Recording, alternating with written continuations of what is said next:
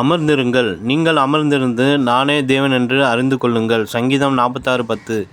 நீங்கள் உள்ளம் கொந்தளிக்கும் போதும் பலவிதமான கவலைகளால் பீடிக்கப்படும் போதும் என்ன செய்வதென்று அறியாது கலங்கும் போதும் கர்த்தருடைய பாதத்தில் அமர்ந்திருங்கள். என்ன பேசினாலும் குற்றம், என்ன செய்தாலும் குற்றம் என்று குற்றம் கண்டுபிடிக்கிறவர்களின் மத்தியிலே நலமானதை கூட பேசாமல் அமர்ந்திருங்கள்.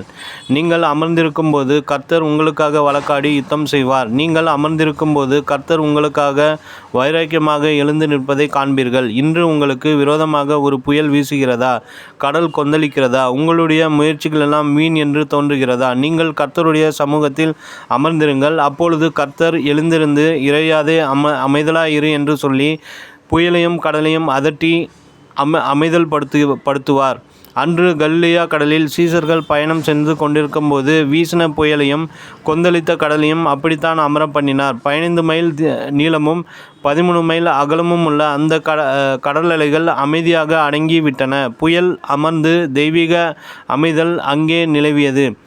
பல பரிசுத்தவான்களுடைய அனுபவமும் அதுதான். ஊழியத்திற்கு விரோதமாக பிரச்சனைகளும் போராட்டங்களும் வரும்போது அவர்கள் அமைதியாய் 2-3 தினங்கள் கர்த்தரோடு செலவழிக்கும்படி தனிமையில் சென்று விடுவார்கள்.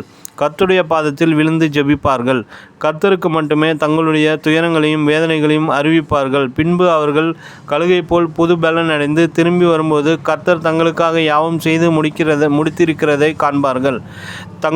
தங்களை தொடர்ந்து எகிப்திய வீரர்கள் வருகிறார்களே, இரதங்களும் சேனைகளும் வருகின்றனவே, பார்வோன் என்ன செய்வானோ என்று இஸ்ரவேல் ஜனங்கள் கலங்கின போது மோசே சொன்னது என்ன தெரியுமா? பயப்படாதிருங்கள், நீங்கள் நின்று கொண்டு இன்றைக்கு கர்த்தர் உங்களுக்கு செய்யும் இரட்சிப்பை பாருங்கள். இன்றைக்கு நீங்கள் காண்கிற எகிப்தியரை இனி என்றைக்கும் காண மாட்டீர்கள். கர்த்தர் உங்களுக்காக யுத்தம் பண்ணுவார், நீங்கள் சும்மா இருப்பீர்கள். யாத்ராகமம் 14:13-14 என்று அவர் சொன்னார்.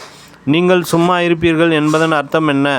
அமர்ந்திருப்பீர்கள் என்பதே. அப்போஸ்தலன் பேதுரு அமர்ந்திருப்பதுடன் அடங்கியிருங்கள் என்று ஆலோசனை சொல்கிறார். ஆகையால் ஏற்ற காலத்திலே தேவன் உங்களை உயர்த்தும்படிக்கு அவருடைய பலத்த கைக்குள் அடங்கியிருங்கள். 1 பேதுரு 5:6.